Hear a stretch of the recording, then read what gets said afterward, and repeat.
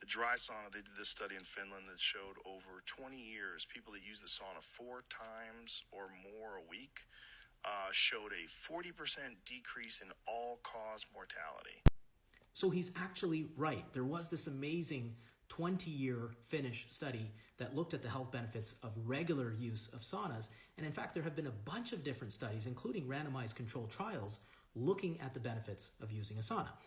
A lot of those studies studied Finnish saunas, which are these drier saunas with low humidity and temperatures between 80 and 100 degrees Celsius.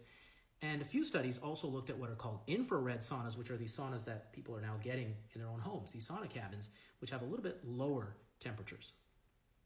So a whole bunch of studies have looked at the acute physiologic effects of going in a sauna. So obviously your skin heats up, but your core body temperature also goes up, and that triggers release of what are called heat shock proteins, which are meant to protect you from that heat. At the same time, your cells activate pathways to reduce what's called oxidative stress. They also activate anti-inflammatory pathways. And then there are endocrine changes. We have increased insulin sensitivity.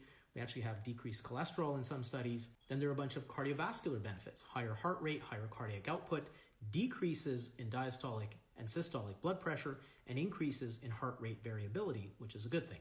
If you look at actual randomized controlled trials where they've asked people to go into saunas regularly for periods anywhere from 2 to 6 weeks or so, they have shown benefits in people who have underlying cardiovascular disease.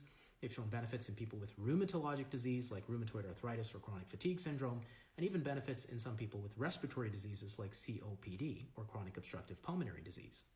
And indeed, there is this long-term observational study from Finland where middle-aged men who used a sauna 4 to 7 times a week did better than people who used it once a week, both in terms of a lower chance of developing dementia or Alzheimer's disease and a lower overall chance of dying. And a lot of the studies that look at the physiologic effects of using a sauna talk about what's called a stress adaptation response, where your body starts adapting to that stress and kind of training for that stress, much like you would train when you do exercise. So we did a deep dive on the science behind saunas, and if you want to learn all about the benefits and potential harms of using a sauna, check out our full YouTube.